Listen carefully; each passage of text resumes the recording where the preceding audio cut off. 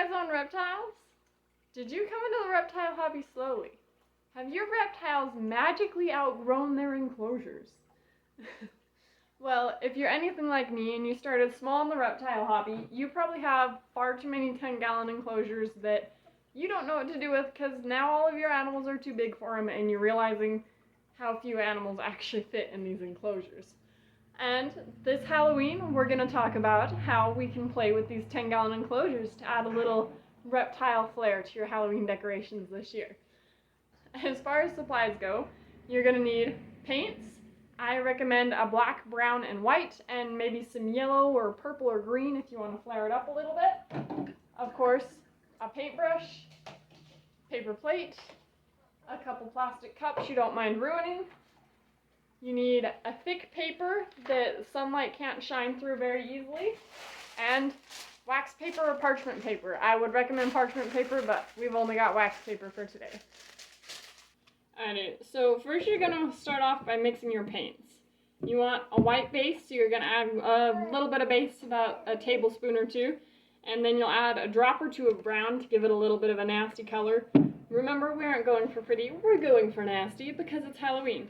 And once you do, you'll add some water until it's this nice, very soupy, drippy, icky concoction. And then after you have that nice and whipped up, you're going to want to whip up quite a bit. You'll cover your sheets of wax paper, and you get your wax paper, you want to measure them by wrapping them all the way around the outside of the enclosure. And then we'll take it outside, we'll stretch it out, and we'll paint it with this icky mitt. Alrighty guys, now that your wax paper is nice and disgusting, you've painted it with a mixture of your colors. Remember to use a white or a light base and then add in a darker color.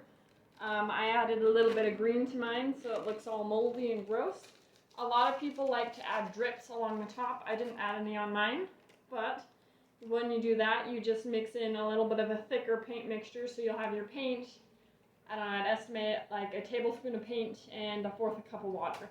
So it's still a little bit thicker, and you want a darker color for this. And then you'll put your wax paper on a tilt and just drip it down the sides. A lot of people actually do this painting not on wax paper but directly on the tank, so then it's permanent. And I don't want mine to be permanent just in case I need them for temporary enclosures or quarantine enclosures, stuff like that. So once you have gotten it nice and colored, you're going to take it and just line the inside of your tank with the wax paper. I like to have the paint facing outward just so then it doesn't look as shiny.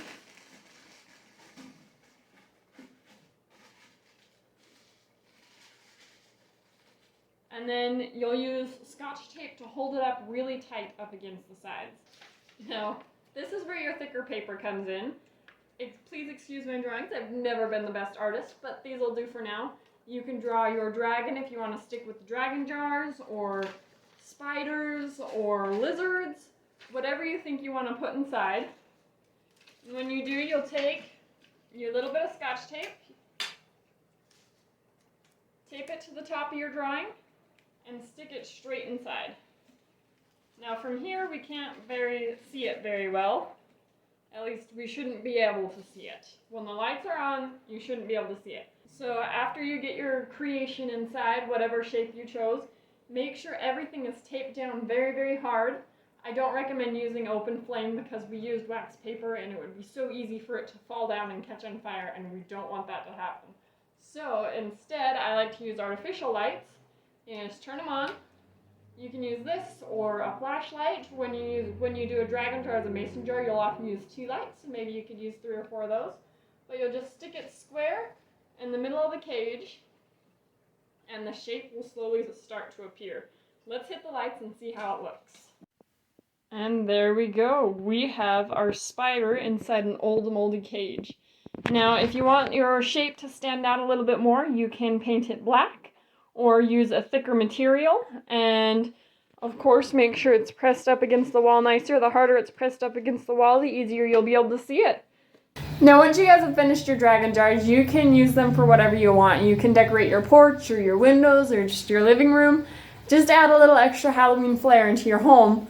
Or, like us, we used them on a parade float for our local Halloween light parade, and it was a blast. Thank you guys for watching. Have fun making your own dragon jars, and happy Halloween!